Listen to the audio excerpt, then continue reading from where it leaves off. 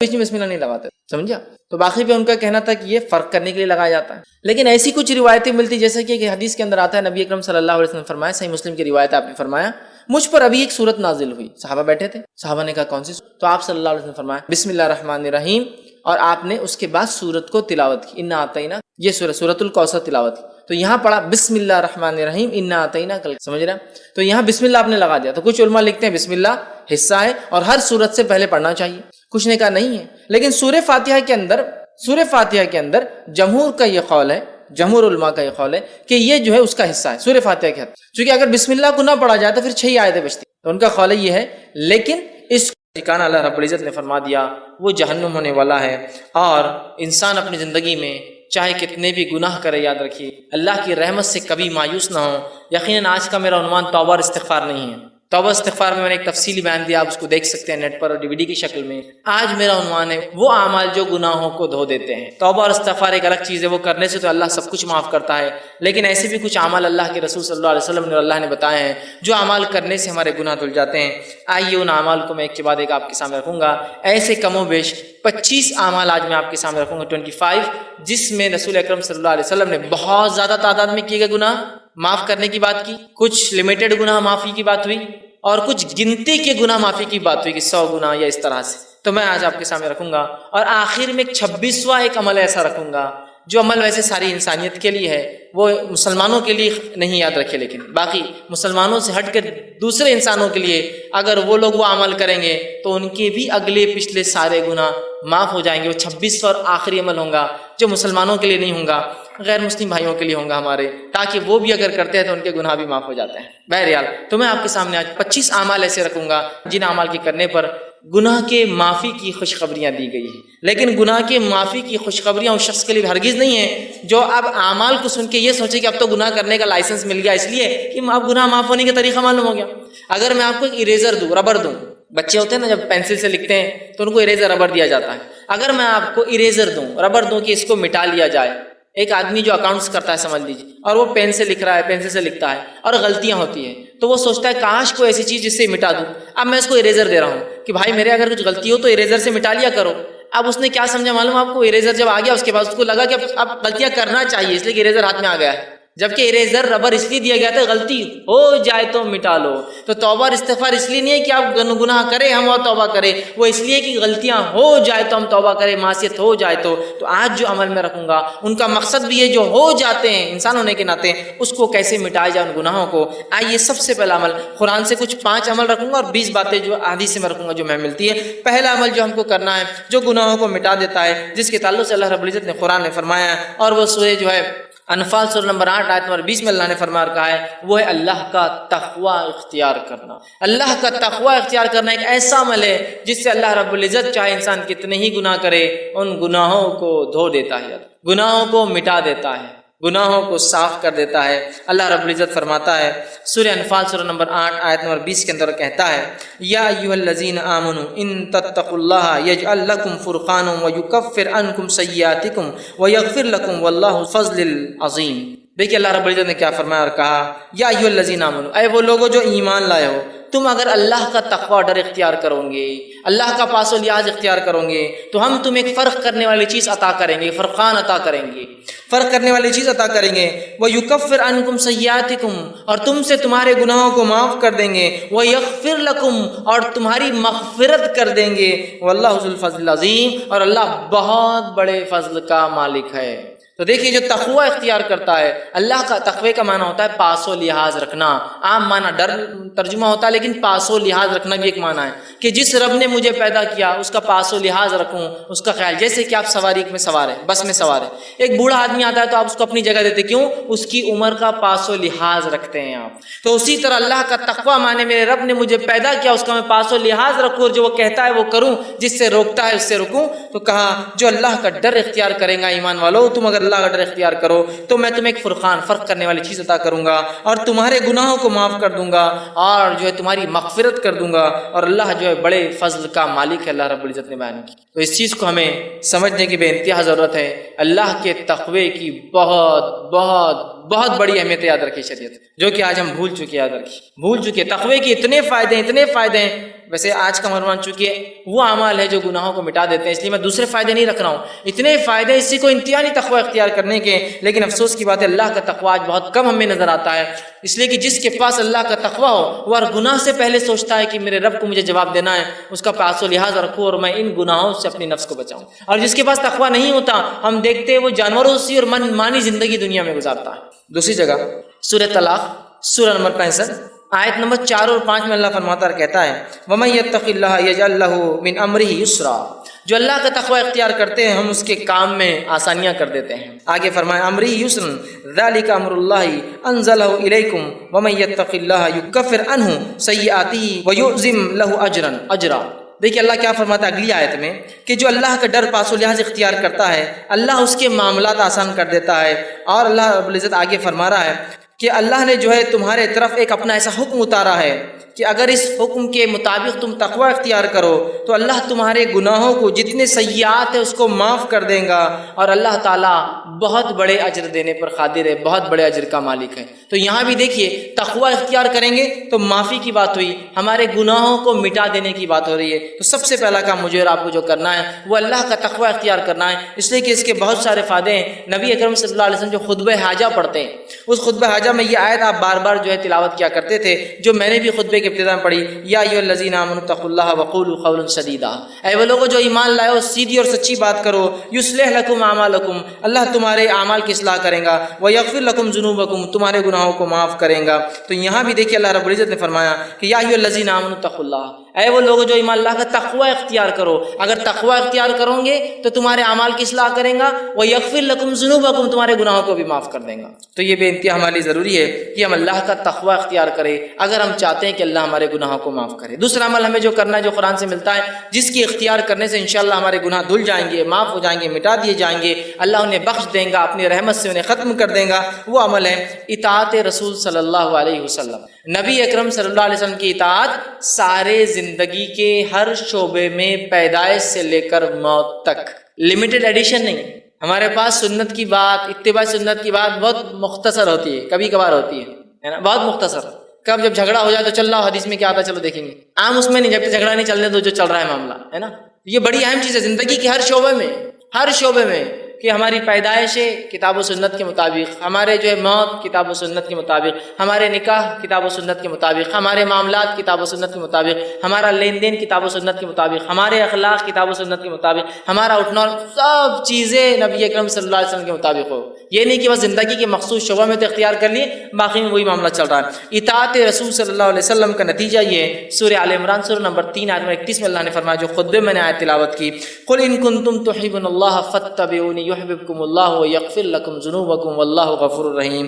اے نبی کہہ دیجئے، قل ان کنتم تحبون اللہ، اگر تم اس کا دعویٰ کرتے ہو کہ تم اللہ سے محبت کرتے ہو، فاتبعونی، تو تمہیں، اے نبی کہہ دیجئے لوگوں سے، اگر تم دعویٰ کرتے ہو اللہ کہ جو ہے محبت کا، تو میری اتباع کے سوا کوئی چارہ نہیں ہے۔ نبی کو کہا جا رہا ہے کہو وَيَغْفِرْ لَكُمْ ذُنُوبَكُمْ، اور جو نبی کی اتباع کریں گا اللہ اس کے گناہوں کو معاف کر دیں گا، واللہ غفور الرحیم، اللہ بہت زیادہ بخشنے والا اور رحم کرنے والا ہے۔ تو یہاں دیکھیے بات واضح ہو رہی ہے، اور ایسی کئی آیتیں ہیں، سینکڑوں آیتیں قرآن میں، کہ نبی کی اتباع کرنے والے کے گناہ معاف ہو جاتے ہیں، اور نبی کی موجودگی میں تیز آواز سے بات کرنا بھی اعمال کو برباد کرنے کے لیے اور جہنم میں جانے کے لیے کافی ہوتا ہے۔ دونوں ہی باتیں یاد رکھیں، نبی کی اتباع گناہوں کو معاف کر دیتی ہے، اور نبی کی نافرمانی اس حد تک کہ نبی کے موجودگی میں تیز آواز سے بات کرنا بھی انسان کے جو ہے گناہوں کو معاف کر دے، جو ہے انسان کے جو ہے نیکیوں کو اگر نبی کی موجودگی میں تیز آواز سے بات بھی کرے تو اس کی نیکیاں برباد ہو جاتی ہے، یاد رکھیے،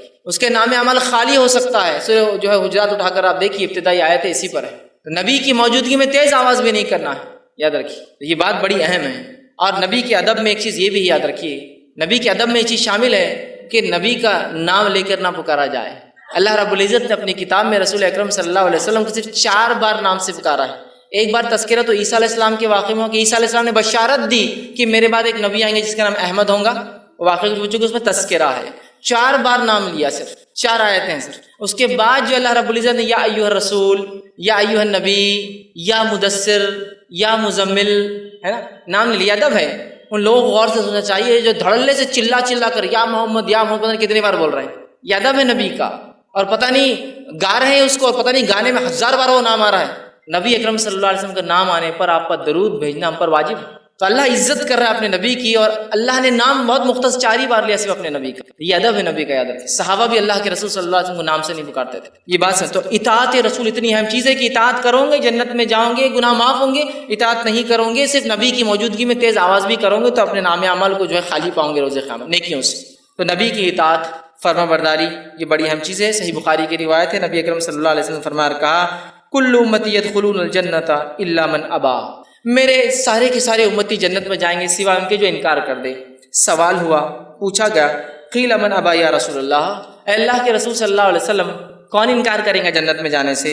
فرمایا قال من اطانی دخل الجنہ، جس نے میری اطاعت کی وہ جنت میں جائیں گا، ومن عصانی فقط ابا، جس نے میری نافرمانی کی اس نے خود جنت سے انکار کر دیا دنیا کے اندر۔ بڑی اہم باتیں یاد رکھیے، تو ہم اطاعت رسول کو اپنے اوپر لازم جان لیں اور ہر زندگی کے شعبے میں یاد رکھیں۔ تیسرا وہ کام جس کے کرنے سے انشاءاللہ اللہ ہمارے گناہوں کو معاف کرے گا، ہم کو پاک کر دے گا، صاف کر دے گا، وہ ہے کبیرہ گناہوں سے اپنی نفس کو بچانا۔ قرآن میں اللہ رب العزت فرماتا ہے سورہ نساء سورہ نمبر 4 آیت نمبر 31 میں، اور کہا ان تجتنبوا کبائر ما تنہون عنہ نکفر عنکم سیئاتکم وندخلکم مدخلا کریما، کہ اللہ فرماتا ان تجتنبوا کبائر، کہ اگر تم کبیرہ گناہوں سے اگر بچتے رہو جس سے تمہیں روکا گیا ہے، نکفر عنکم سیئاتکم، تو ان کبیرہ گناہوں سے بچنے کی بنیاد پہ ہم تمہارے گناہوں کو دوسرے معاف کر دیں گے۔ پتہ چلا کہ کبیرہ گناہوں سے بچنا ضروری ہے اگر صغیرہ گناہوں کو ہم معاف کروانا چاہتے ہیں تو، اس لیے کہ کبیرہ گناہ کے لیے تو توبہ لازم ہے، بچنا بھی ضروری ہے تاکہ صغیرہ گناہ معاف ہو۔ تو کہا اگر تم کبائر سے بچتے رہو تو ہم تمہارے صغائر چھوٹے گناہوں کو، دیگر گناہوں کو، دیگر معاملات کو انشاءاللہ معاف کر دیں گے۔ تو یہاں کہا کہ اگر تم بچتے رہو کبائر سے جس سے روکا گیا تو ہم معاف کر دیں گے، تم سے ہٹا دیں گے سیئاتکم، تمہارے گناہوں کو، فرمایا وندخلکم مدخلا کریما، اور عزت کی جگہ مطلب جنت میں تمہیں ہم داخل کر دیں گے۔ تو ہمیں اگر اللہ سے ہم چاہتے ہیں کہ ہمارا صغیرہ گناہ معاف ہو تو کبیرہ گناہوں سے ہمیں اپنے آپ کو بچانا ہے۔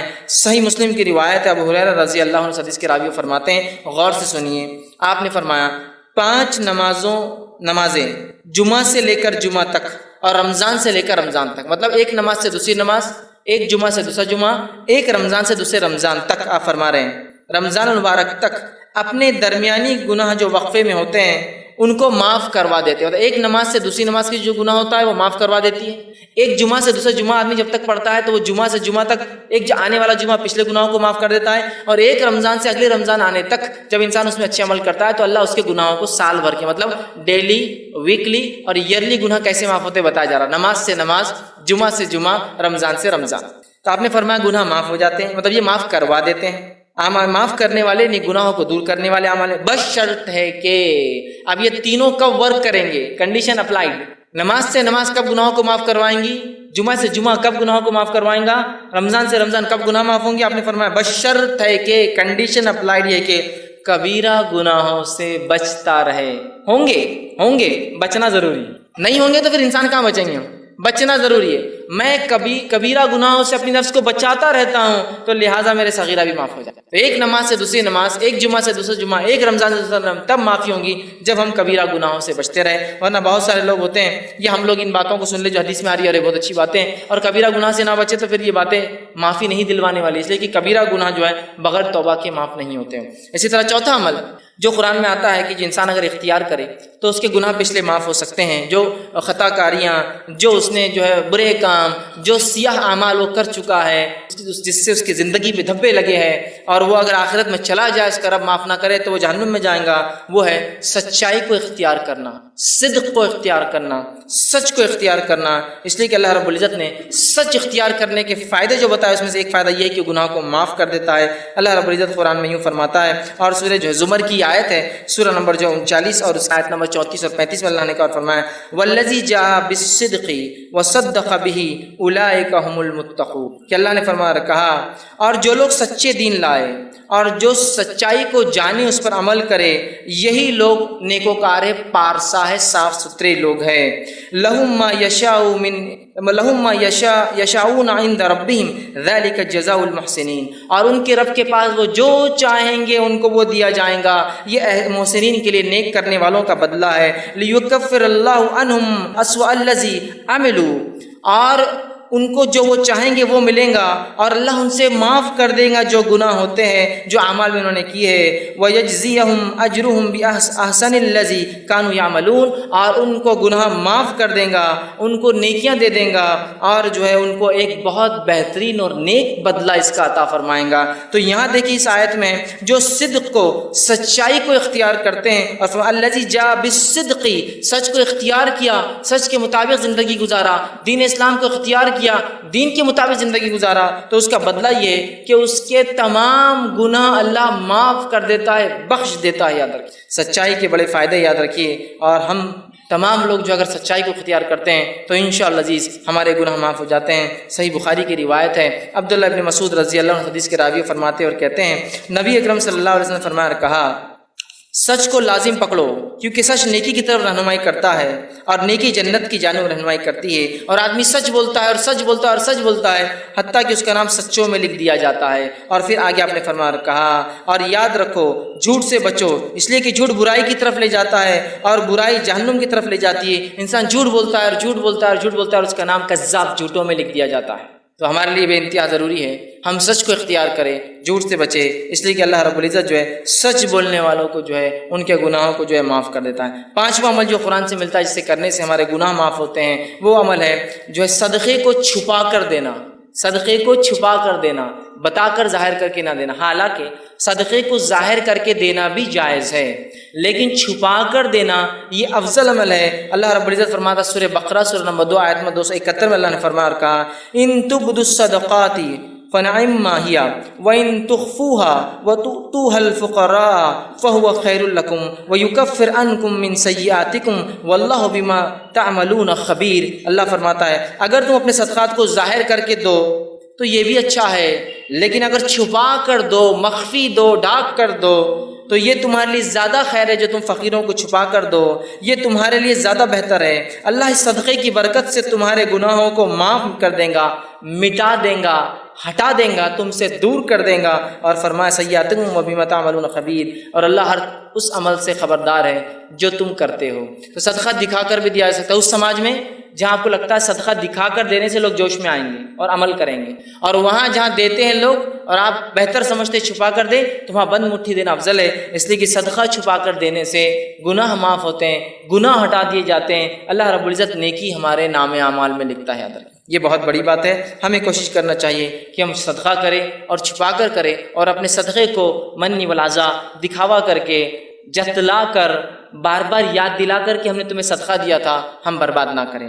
آئیے چھٹا عمل جو ہم کو ملتا ہے قرآن سے، جس کے کرنے سے ہمارے گناہ معاف ہو سکتے ہیں، اللہ مٹا دیں گا، وہ ہے اللہ سے جو ہے ڈرنا، اور بغیر دیکھے ڈرنا۔ چونکہ ہم نے اللہ کو دیکھا نہیں ہے، اس کے بعد بھی اس کی اگر کوئی شخص خشیت اختیار کرتا ہے، ڈر اختیار کرتا ہے، اللہ گناہ معاف کرتا ہے۔ یہ بات کو اللہ رب العزت سورہ ملک سورہ نمبر 66 آیت نمبر 12 میں فرما کہا، ان الذین یخشون ربهم بالغیب لهم مغفرۃ واجرا کبیر۔ اللہ نے فرمایا یقیناً جو لوگ اپنے رب سے بغیر دیکھے ڈرتے ہیں، خشیت اختیار کرتے ہیں، ان کے لیے اپنے رب کی طرف سے گناہوں کی معافی، مغفرت ہے، اور بہت بڑا اجر آخرت میں ایسے لوگوں کے لیے رکھا جائے گا جو بغیر دیکھے اپنے رب سے ڈر کر گناہوں کو نہیں کرتے ہیں، نیکیوں کو کرتے ہیں، سبقت لیتے ہیں۔ سمجھ رہے ہیں بات کو؟ کتنی اہم بات اس حدیث میں بتایا، جو ہے قرآن کی آیت میں بتائی جا رہی ہے کہ ہم جو ہے اللہ کو بغیر دیکھے کا خشیت اختیار کریں، کہ اللہ تو ہمیں دیکھ رہا ہے، ہم تو نہیں دیکھ سکتے، اللہ دیکھ رہا ہے، اور نیکیاں کریں تو انشاءاللہ ہمارے گناہ اللہ رب العزت جو ہے معاف کر دیتا ہے، اور جہنم سے ہماری جو ہے نجات کر دیں گے۔ اسی طرح ساتواں وہ عمل جس سے کرنے سے گناہ معاف ہوتے ہیں اور نیکیوں میں انسان کی اضافہ ہوتا ہے، وہ ساتواں عمل یہ ہے کہ انسان جو ہے وضو کرنے کے بعد 2 رکعت نماز پڑھے۔ بڑا اہم عمل ہے، بہت چھوٹا سا عمل بھی، اور اتنی فضیلت ہے اس کی۔ صحیح بخاری کی روایت ہے، آپ صلی اللہ علیہ وسلم نے فرمایا اور کہا، حدیث کے الفاظ دیکھیے ایسے ہیں کہ آپ صلی اللہ علیہ وسلم کے تعلق سے عثمان رضی اللہ عنہ فرماتے ہیں، اور ان کے غلام اس حدیث کو روایت کرتے ہیں جن کا نام حمران تھا، وہ کہتے ہیں کہ عثمان ابن عفان رضی اللہ عنہ نے ایک مرتبہ وضو کا پانی منگوایا، میں نے وضو کا پانی لایا، آپ نے وضو کو اچھی طرح کیا، پہلے اپنے ہاتھوں کو 3 بار دھویا، پھر جو ہے کلی کی اور ناک میں پانی 3 بار لیا، پھر چہرے کو 3 بار دھویا، پھر سیدھے ہاتھ کو کونیوں تک اچھے سے 3 بار دھویا، پھر الٹے ہاتھ کو کونیوں تک 3 بار اچھے سے دھویا، پھر سر کا مسح کیا، کانوں کا خلال کیا، اور اس کے بعد اپنے دونوں پیر، سیدھے پیر الٹے پیر کو ٹخنے تک دھوئے، اور اس کے بعد فرمایا اور کہا کہ جو شخص ایسا وضو کرے 3 بار جس طرح سے میں نے بتایا ہے، اور فرمایا اور اس کے بعد 2 رکعت نماز پڑھ لے، اس کو تحیۃ الوضو کہتے ہیں. یہ کر لے ایسا عمل وضو مکمل، پھر جا کے 2 رکعت نماز پڑھے، اس کو تحیۃ الوضو کہتے ہیں.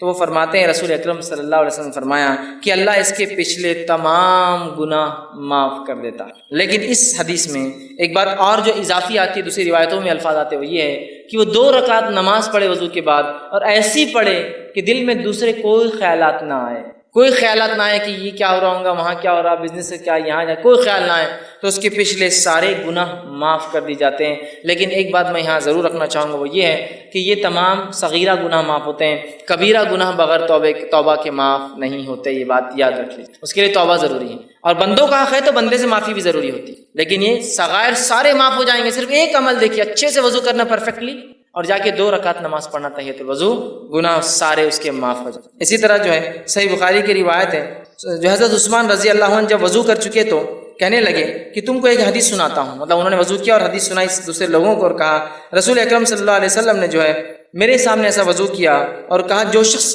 اچھے سے اس طرح سے وضو کرے، اور پوری حدیث ان کو سنائی، اور اچھی طرح وضو کرنے کے بعد 2 رکعت نماز پڑھے، تو اس نے جتنے گناہ کیے ہوں گے اس نماز کی وجہ سے دوسری نماز تک، مطلب ایک نماز سے دوسری نماز تک وہ سارے گناہ بھی معاف. مطلب ایک انسان نے وضو کیا، وضو کرنے کے بعد ایک نماز پڑھی، سمجھ لیجیے تحیۃ الوضو نہیں، ایک نماز پڑھی. اگر یہ نماز کیا اور پھر دوسری بار وہ مسجد میں آتا ہے، پھر اچھے سے وضو کرتا ہے اور نماز پڑھتا ہے، تو یہ نماز سے وہ نماز تک بھی اس سے گناہ معاف ہو جاتے ہیں. اور اوپر والی روایت میں تھا کہ سارے گناہ معاف ہو جاتے ہیں. تو دیکھیے کتنی بڑی باتیں بتائی جا رہی ہے صرف وضو کر کے اچھے سے نماز پڑھنے پر. 8واں پوائنٹ جس کے کرنے سے 8ویں بات جس سے حدیث میں آتا ہے کہ گناہ معاف ہو سکتے ہیں، وہ یہ ہے کہ نماز کے لیے اچھے سے وضو کرنا. جہاں وضو کے بعد نماز پڑھنا گناہ کو معاف کرتا ہے، وہیں اپنی ذات سے وضو کرنا بھی گناہوں کو معاف کرتا ہے. یاد رکھیے، جہاں اچھے سے وضو کر کے نماز پڑھنا ثواب دیتا ہے، وہیں صرف اچھے سے وضو کرنا بھی انسان کے گناہ معاف کر دیتا ہے. اس سے ایک بات جو پتہ چل رہی ہے، اور بھی حدیث ابھی آگے آ رہی ہے جو پتہ چلیں گی، وہ یہ ہے یہ تمام باتیں اس شخص کے لیے جو مسجد آتا ہے اور نماز پڑھتا ہے. نمازی جو نہیں ہے اس کے لیے سارے دروازے بند ہو جاتے ہیں. دیکھیے خود دیکھیں وضو کون کرے گا؟ جو نماز پڑھتا ہے. تحیۃ الوضو کون پڑھے گا؟ جو نماز پڑھتا ہے. تحیۃ المسجد کون پڑھے گا؟ جو نماز پڑھتا ہے. نفل اور موقدہ اور فرض کون پڑھے گا؟ جو نماز پڑھتا ہے نا. تو یہ ثواب سارے نمازیوں کے لیے. اب جو آدمی نماز نہ پڑھتا ہو تو اندازہ لگائے اس کے گناہ کتنے بڑھ رہے ہیں، اور صاف کرنے کا کوئی راستہ ہی نہیں اس کے. تو مسجدوں سے اپنا راستہ رشتہ جوڑ لے، ہم یاد رکھیے، تاکہ جانے انجانے میں جو گناہ ہو رہے سب معاف ہوتے جائیں گے ایک کے بعد ایک. تو ایک وضو کرا، اچھے سے 2 رکعت پڑھی، سارے گناہ معاف. ایک وضو کے بعد نماز پڑھی، اگلے وضو کے بعد نماز پڑھی تو بیچ کے گناہ معاف. ساری باتیں تو نمازیوں کے تعلق سے آ رہی ہیں. آئیے وضو خود کرنے سے بھی گناہ معاف ہو جاتے ہیں. اللہ رب العزت گناہوں کو معاف کرتا ہے. صحیح مسلم کی روایت ہے، رسول اکرم صلی اللہ علیہ وسلم کے تعلق سے ابو ہریرہ رضی اللہ عنہ فرماتے اور کہتے ہیں، کیا میں تمہاری رہنمائی نہ کروں ایسے کاموں پر جن کی وجہ سے اللہ تعالیٰ تمہارے گناہوں کو مٹا دے؟ اللہ کے رسول نے فرمایا، کیا تمہاری رہنمائی کروں، میں گائیڈنس کروں تمہارا ایسے اعمال کی طرف جن کے کرنے سے اللہ تمہارے گناہوں کو مٹا دیں گا، اور ان کے درجات بھی بلند کریں گا، تمہارے مقامات بھی بلند کریں گا. اور لوگوں نے کہا اللہ کے رسول صلی اللہ علیہ وسلم کیوں نہیں، آپ ذرا بتائیے. تو آپ صلی اللہ علیہ وسلم نے فرمایا کہا، وضو کا پورا کرنا جو ہے سختی اور تکلیف میں، وضو کو اچھے سے کرنا کمپلیٹ. سختی اور تکلیف سے مراد سردی کے دن ہے، پانی ٹھنڈا ہے، گرمی کے دن ہے، پانی گرم آ رہا ہے، اوپر ٹھنڈا گرم ہو چکا ہے دن بھر میں، ہے نا، ہوتا ہے نا. تو سردی اور گرمی میں، چونکہ ہم جس علاقے میں ہوتے ہیں ہم کو گرمی کا وضو نہیں معلوم، سردی کا وضو معلوم، صرف تکلیف دہ ہوتا ہے بہت. گرمی کا وضو بھی اگر آپ کو دیکھنا ہے تو آپ کبھی دیکھ سکتے ہیں. ایک مرتبہ میرا راجستھان کا سفر ہوا پروگرامز کے سلسلے میں، وہاں میں گیا، ایک مقام پہ اترا تو صاحب مجھ سے کہنے لگے، آپ کیا غسل لیں گے؟ تو میں نے کہا ہاں، بہت سفر میں تھکان ہو گئی، بڑا پسینہ، گرمی تھی. تو کہا بیٹے برف کی سیل ڈال دو وہ بکیٹ کے اندر جا کر. وہ پریشان ہوں گے، برف کی سیل بکیٹ میں کیوں ڈال دو؟ اور واقعی میں انہوں نے اچھا کیا تھا، برف کی سیل ڈالی تھی بکیٹ میں، ورنہ وہ پانی اتنا گرم تھا کہ آپ ہاتھ بھی نہیں لگا سکتے اس کو. چونکہ گرمی کی وجہ سے وہاں سردی میں جتنا ٹھنڈا ہوتا تھا، گرمی میں پانی اتنے 50 ڈگری 60 ڈگری تک چلا جاتا ہے گرم. آپ اسے نہ وضو کر سکتے ہیں نہ اسے نہا سکتے ہیں. تو یہاں آپ نے فرمایا تکلیف اور مشقت میں، چاہے سردی کی وجہ سے ہو چاہے گرمی کی وجہ سے ہو، اچھا وضو کرتا ہے، پرفیکٹ وضو. یا ایک معنی یہ بھی ہو سکتا ہے بیمار ہے، بہت مشکل ہوتی ہے کچھ حصوں پہ کرنا، پھر بھی وہ اچھے سے کرتا ہے، رک کر انتظار کر کے. یا ایک معنی یہ بھی ہو سکتا ہے معذور ہے، بہت تکلیف ہوتی ہے کہ پھر بھی اچھے سے وضو کرتا ہے اپنے رب کو راضی کرنے کے لیے. تو کہا تکلیف میں، حدیث کے الفاظ سے تکلیف ہے، باقی سردی کی ہو سکتی ہے، گرمی کی ہو سکتی ہے، معذوری کی ہو سکتی ہے، بیماری کی ہو سکتی ہے. اور مسجد کی طرف جو ہے اپنے قدم بڑھاتا ہے، جاتا ہے. تو آپ نے فرمایا کہا قدموں کی جو ہے کثرت ہونا اور ایک نماز کے بعد دوسری نماز کا انتظار کرنا جو ہے، یہ فرمایا کہ جو شخص اچھے سے وضو کرے اور مسجد کی طرف جائے، مطلب کثرت سے مسجد کی طرف جاتا ہے، اور ایک نماز سے دوسری نماز کا انتظار کرتا ہے، یہ تینوں لوگوں کے گناہ معاف کر دی جاتے ہیں۔ کون؟ پہلا انسان اچھے سے پرفیکٹ وضو کرنے والا، دوسرا کثرت سے پیدل مسجد جانے والا، اور تیسرا فرمایا ایک نماز کے بعد دوسری نماز کا انتظار کرنے والا۔ ان کے گناہوں کے تعلق سے فرمایا آپ نے یہ گناہ معاف کر دی جاتے ہیں۔ آپ نے صحابہ سے پوچھا کیا بتاؤں؟ صحابہ نے کہا بتائیے۔ آپ نے بتایا گناہ معاف کرنے والے اعمال۔ دیکھیے یہ باتیں بھی سب نمازیوں کے لیے، پھر یہ بڑی اہم بات ہے، ہم لوگ بس نماز سے جڑ جائیں، مسجدوں سے رشتہ جڑ جائے ہمارا، بس پھر انشاءاللہ عزیز بہت ساری مغفرتیں تو یہیں آتی رہیں گی، بہت سارے اعمال کی معافی ہوتے رہیں گی۔ اسی طرح جو ہے صحیح مسلم کی ایک بہت لمبی روایت ہے، اس روایت کے آخری الفاظ ایسے ہیں، ایک صحابی تھے جو اللہ کے رسول صلی اللہ علیہ وسلم کے پاس آئے، جن کا نام عمرو بن جو ہے ابسا تھا، اور یہ آ کر ایمان قبول کرتے ہیں، غیر مسلم تھے، ایمان قبول کا، اسلام قبول کرنے کے بعد اللہ کے رسول بہت ساری باتیں کی، بہت لمبی حدیث ہے۔ حدیث کے آخر میں ایک جملہ آتا ہے، انہوں نے پوچھا اور کہا، میں نے عرض کیا اے اللہ کے رسول صلی اللہ علیہ وسلم مجھے وضو کے بارے میں کچھ بتائیے۔ نبی اکرم صلی اللہ علیہ وسلم نے فرمایا جب تم میں سے کوئی اللہ کا بندہ وضو کا پانی لے کر کلی کرتا ہے اور ناک میں ڈالتا ہے تو اس کے جتنے گناہ منہ سے اور ناک سے ہوئے سارے معاف کر دیے جاتے ہیں۔ تم میں سے کوئی شخص جب وضو کرتا ہے، کلی کرتا ہے، ناک صاف کرتا ہے تو منہ سے ہونے والے اور ناک سے ہونے والے گناہ جو ہے اس کے نتنیوں سے ہونے والے گناہ سب جھڑ جاتے ہیں۔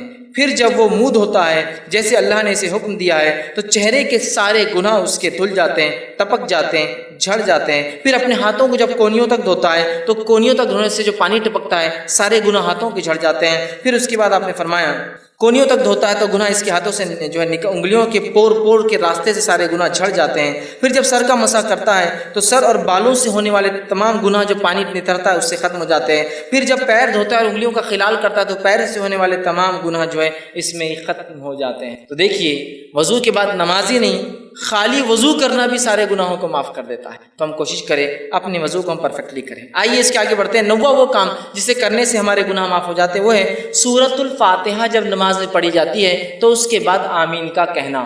نبی اکرم صلی اللہ علیہ وسلم فرماتے، صحیح بخاری کی روایت آپ نے فرمایا، ابو ہریرہ رضی اللہ عنہ حدیث کے راوی آپ نے فرمایا اللہ کے رسول صلی اللہ علیہ وسلم نے فرمایا جب امام آمین کہے تو تم بھی آمین کہو، کیونکہ جس کی آمین فرشتوں کی آمین سے مل جاتی ہے اس کے اگلے گناہ بخش دیے جائیں گے۔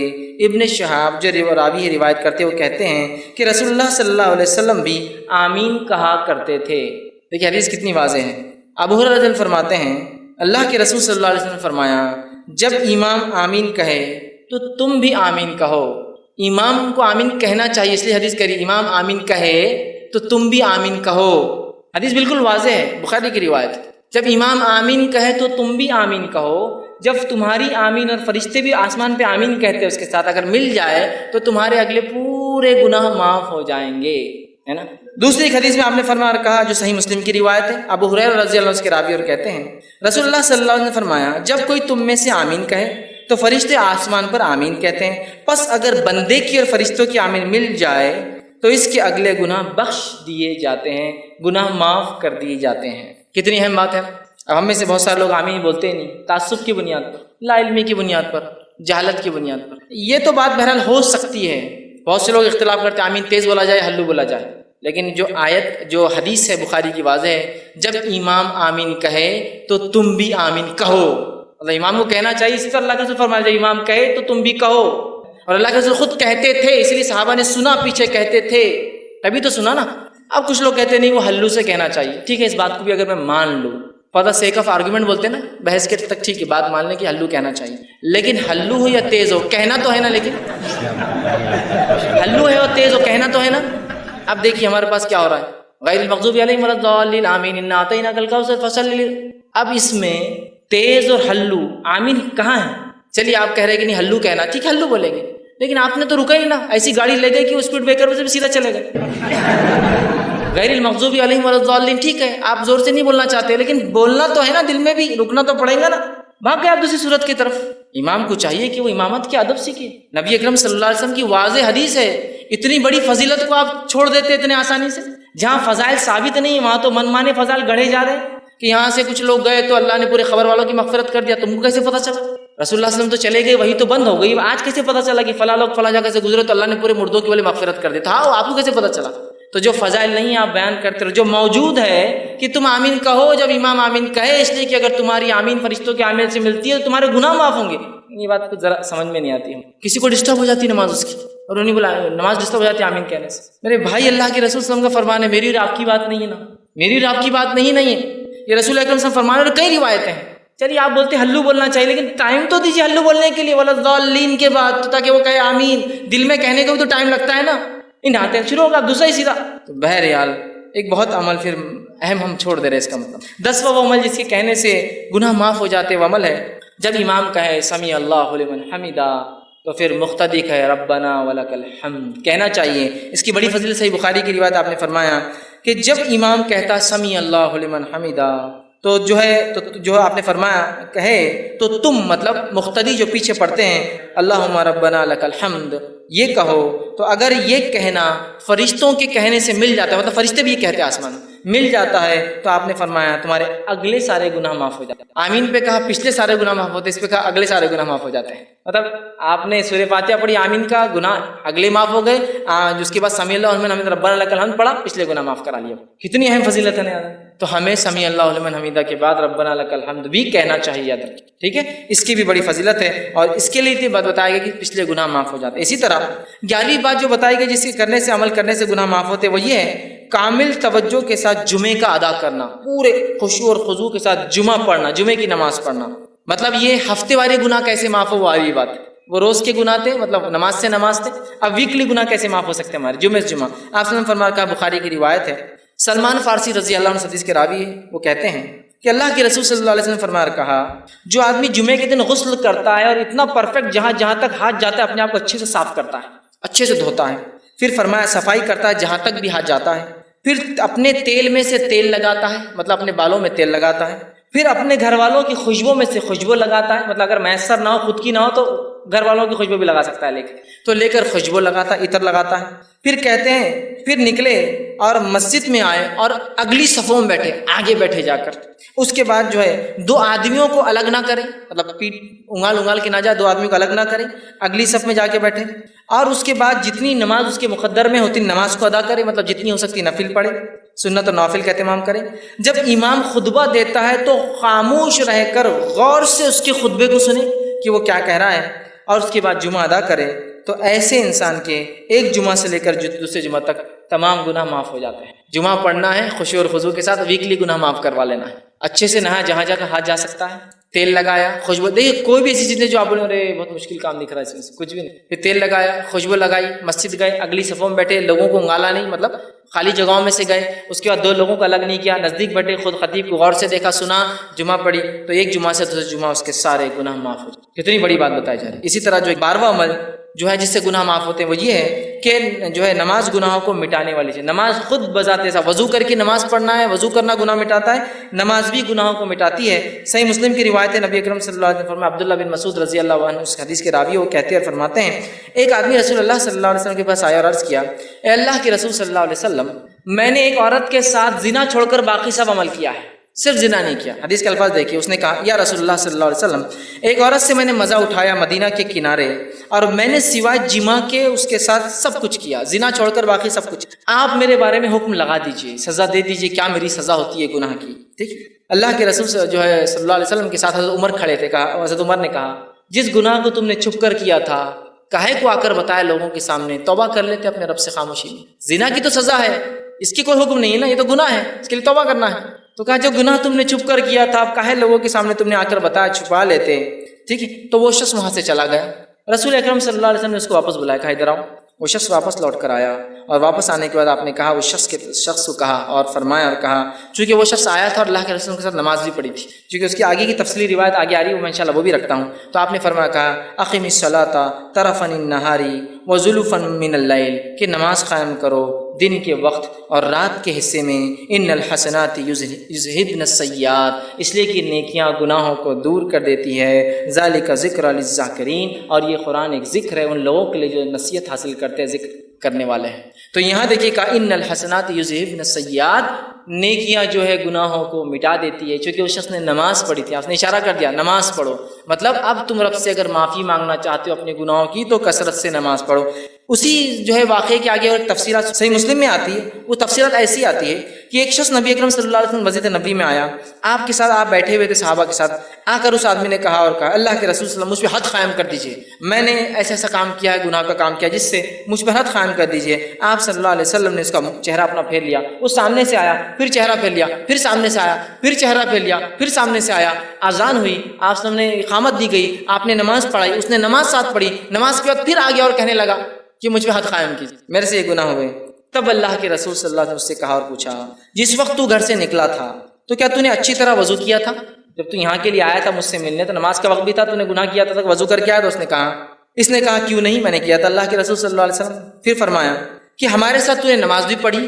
تو اس نے کہا ہاں میں نے آپ کے ساتھ نماز بھی پڑھی ہے. تو آپ نے فرمایا کہا اللہ نے جو ہے تجھے بخش دیا ہے اور تیری کوئی حد نہیں، اللہ نے تجھے معاف کر دیا ہے، تیری کوئی حد نہیں. یاد رکھی. تو یہ روایت اس طرف اشارہ کر رہی ہے کہ انسان جس سے گناہ ہو جاتے ہیں، گناہ ہوئے ہیں جو پاسٹ میں پچھلی زندگی میں اس نے کیے ہیں، اب لوگوں کے سامنے جا کر رسوا ہونے کی ضرورت نہیں ہے. اپنے رب کے سامنے کثرت سے نماز ادا کر، کثرت سے نماز پڑھے، اس لیے کہ نمازیں ان الحسنات یذہبن السیئات، نیکیاں گناہوں کو دھو ڈالتی، مٹا دیتی. تو ہم نماز کی دیکھیں کتنی فضیلت ہے. اس لیے میں نے شروع میں کہا تھا نماز پڑھنے والوں کے بڑے فائدے، اس لیے کہ وہ بہت ساری فضیلتوں کا فائدہ یوں ہی اٹھا لے رہے بغیر سوچے سمجھے. اسی طرح صحیح بخاری کی روایت ہے، رسول اللہ صلی اللہ علیہ وسلم نے فرمایا کہا کہ جو فرشتے شخص کے لیے دعا کرتے رہتے ہیں جو اپنی نماز کی جگہ اس وقت تک بیٹھا ہوتا ہے، جیسا جہاں نماز پڑھی اور وہیں بیٹھا ہوتا ہے جب تک کہ جو ہے اس کا وضو ٹوٹ نہ جائے، فرشتے اس کے لیے مغفرت کی دعا کرتے ہیں، اللہ اس کو معاف کر، اس کو بخش دے، اس پر رحم کر. جب کوئی وضو کرتا ہے، مسجد آتا ہے، نماز پڑھتا ہے اور جس جگہ نماز پڑھی وہیں بیٹھا ہے، ذکر کر رہا ہے، اذکار کر رہا ہے، تب جب تک وہ وضو میں رہتا ہے تب تک فرشتے اللہ کے دعا کرتے ہیں، اللہ اسے معاف کر، اس پر رحم کر، اس کی مغفرت کر، اس کو بخش دے. نماز پڑھنا ایک بہت بڑا عمل ہے، یاد رکھیے اس کو ہم کریں، یہ معاف کر. اسی طرح 13واں وہ عمل جس کے کرنے سے اللہ سبحانہ تعالیٰ ہمارے گناہوں کو معاف کرتا ہے، وہ یہ ہے، اتنا آسان عمل ہے کہ جس کی کوئی انتہا نہیں. یاد رکھیے اس عمل کی، اور نبی اکرم صلی اللہ علیہ وسلم نے اس عمل کے تعلق سے ہمیں بتایا. صحیح بخاری کی روایت ہے، حدیث کے الفاظ دیکھیے اس طرح سے. بخاری کی روایت آپ نے فرمایا، ابو ہریرہ اس کے راوی اور وہ کہتے ہیں رسول اللہ صلی اللہ علیہ وسلم فرمایا اور کہا، جو شخص دن میں 100 مرتبہ سبحان اللہ و بحمدہ کہتا ہے، جو شخص دن میں 100 مرتبہ سبحان اللہ و بحمدہ کہتا ہے، اس کے گناہ مٹا دیے جاتے ہیں، خواہ سمندر کی جھاگ کے برابر ہو. صرف 100 مرتبہ کیا پڑھتا ہے؟ سبحان اللہ و بحمدہ. اپنے رب کی پاکی جو شخص 100 مرتبہ دن میں سے بیان کرتا ہے، اس کے تمام گناہ معاف کر دی جاتے ہیں، حتیٰ کہ اگر وہ گناہ سمندر کی جھاگ کے برابر بھی ہو. یہ تمام باتیں صغائر کے تعلق سے صغیرہ گناہوں کے کتنے بھی ہو، سبحان اللہ و بحمدہ 100 مرتبہ پڑھے، گناہ معاف. صحیح بخاری کی دوسری روایت اس میں ابو ہریرہ رضی اللہ عنہ فرماتے، اللہ کے رسول صلی اللہ علیہ وسلم فرمایا اور کہا، اور آپ نے فرمایا 2 کلمے ایسے ہیں جو رحمان کو بڑے پیارے ہیں، زبان پر بہت ہلکے ہیں اور میزان میں بہت بھاری پڑیں گے، سبحان اللہ و بحمدہ و سبحان اللہ العظیم. تو یہاں پہلی روایت میں کہا سبحان اللہ و بحمدہ، جو شخص 100 مرتبہ پڑھتا ہے اگر اس کی برائیاں گناہ سمندر کے جھاگ کے برابر بھی ہو تو یہ اس کو مٹا دیتا ہے. تو ہم کوشش کریں کثرت سے اس ذکر کو کریں. 100 مرتبہ میں سمجھتا ہوں بہت آسان ہے، ہر نماز کے 20 باندھ لے تو 100 ہو جاتے 5 نمازوں کو. بہرحال کوئی چاہے تو ایک ساتھ بھی پڑھ سکتا. اسی طرح جو ہے 14واں وہ عمل 14 جو ہے وہ عمل جسے کرنے سے گناہ مٹ جاتے ہیں، اس عمل کے تعلق سے آپ نے فرمایا، اور وہ عمل ہے جسے 100 گناہ معاف ہو جاتے ہیں، 100 سنس معاف ہو جاتے ہیں. وہ کیا ہے؟ ابو ہریرہ رضی اللہ عنہ فرماتے، صحیح بخاری کی روایت آپ نے فرمایا اور کہا، جو شخص لا الہ الا اللہ وحدہ لا شریک لہ لہ الملک ولہ الحمد وہو علی کل شیء قدیر، ایک دن میں 100 بار کہتا ہے لا الہ الا اللہ وحدہ لا شریک لہ لہ الملک ولہ الحمد وہو علی کل شیء قدیر. عام زبان میں اس کو چوتھا کلمہ بولتے ہیں. جو شخص اس کو 100 مرتبہ پڑھتا ہے تو آپ نے فرمایا اس کا ثواب کیا ہے؟ 10 گردن آزاد کرنے کا ثواب، 10 غلاموں کو آزاد کرنے کا ثواب. 100 نیکیاں لکھی جاتی، 100 اس کے بارے میں جو ہے جس کو کہیں گے گڈ ڈیڈز لکھے جاتے ہیں، نیکیاں لکھی جاتی ہیں. پھر فرمایا اس کی 100 نیکیاں لکھی جاتی ہے اور 100 برائیاں اس کی مٹا دی جاتی ہے، اور شیطان کے وسوسوں سے، شکنجے سے، اس کے جو ہے بہکانے سے، پھسلانے سے وہ شخص جو ہے شام تک محفوظ رہتا تھا. جب سے پڑھا صبح سے لے کر شام تک محفوظ رہتا ہے. دیکھیے کتنا آسان کلمہ ہے. اس کلمے کو جو 100 مرتبہ 10 غلام آزاد کرنے کا ثواب، 100 نیکیاں لکھ دی جاتی ہے، 100 برائیاں مٹ جاتی ہے، اور اس صبح سے لے کر شام تک شیطانی پورے حملوں سے وہ اپنے نفس کو محفوظ کر لیتا. تو ہم کوشش کریں کثرت سے جو ہے اس کلمے کو پڑھیں، بہت آسان ہے یاد رکھیں. اسی طرح 15واں عمل جس کے پڑھنے سے جو ہے گناہ معاف ہوتے جو حدیث میں آتا ہے وہ یہ ہے، نماز کے بعد تسبیحات کا کہنا. نماز کیا تسبیحات کو کہنا صحیح مسلم کی روایت ہے، آپ صلی اللہ علیہ وسلم فرمایا کہا جو شخص ہر نماز کے 33 مرتبہ سبحان اللہ، 33 مرتبہ الحمدللہ اور 33 مرتبہ اللہ اکبر کہتا ہے، جو کہ 99 ہوتے ہیں، اور پھر 100 کہتا ہے، مطلب 100 بار کہتا ہے لا الہ الا اللہ وحدہ لا شریک لہ لہ الملک ولہ الحمد وہو علی کل شیء قدیر، وہ پچھلا کلمہ جو تھا، تو آپ نے فرمایا کہ اس کی جو ہے ساری خطائیں معاف کر دی جائیں گی، اگرچہ سمندر کے جھاگ کے برابر کیوں نہ ہو، پورے اس کے گناہ معاف کر دی جاتے ہیں، چاہے سمندر کے جھاگ کے برابر کیوں نہ ہو۔ کتنا آسان ہے نا، 33 مرتبہ سبحان اللہ، 33 مرتبہ الحمدللہ، 33 مرتبہ اللہ اکبر، آخر میں کہنا ہے لا الہ الا اللہ وحدہ لا شریک لہ لہ الملک ولہ الحمد وہو علی کل شیء قدیر۔ اور رسول اکرم صلی اللہ علیہ وسلم ہر نماز کے بعد یہ کیا کرتے تھے، آپ کا یہ معمول تھا، یاد رکھیے، عادت شریفہ تھی کہ ہر نماز کے بعد یہ ذکر و اذکار اور بھی ہے، لیکن اس میں یہ بھی شامل آپ ہمیشہ کیا کرتے تھے۔ ہم بھی کوشش کریں کہ ہر نماز کے بعد معمول بنا لیں کہ ہم ان تسبیحات کو جو ہے پڑھیں۔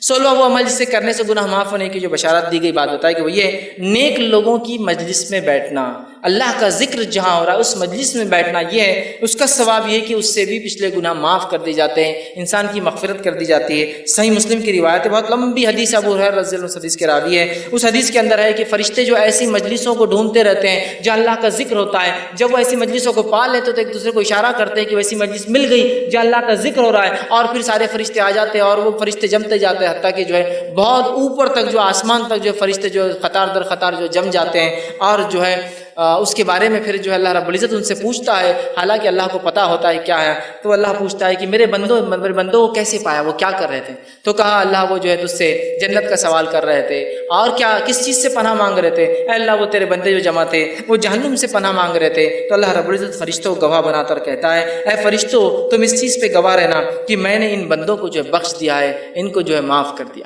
تو فرشتے کہتے ہیں اللہ اس مجلس میں ایک شخص ایسا تھا جو اپنے کام کے لیے آیا تھا اور آ کر بس آیا تھا یوں ہی بیٹھ گیا، تو اللہ رب العزت فرماتا ہے کہ بندو میں نے اس کو بھی معاف کر دیا، اس لیے کہ ایسی مجلس میں بیٹھنے والا بے نصیب نہیں ہو سکتا، بد نصیب نہیں ہو سکتا۔ مطلب ان مجلسوں کے فضائل دیکھیں، یہ اللہ کا ذکر ہوتا ہے، اور ہمارا معاملہ ہے کہ جو اللہ کا ذکر ہوتا ہے وہ مجلس سے بہت ہم کو کاٹا آتا آنکھ پہ بیٹھنے سے، بہت مشکل ہوتی ہے، ارے اب جاؤ بیٹھو۔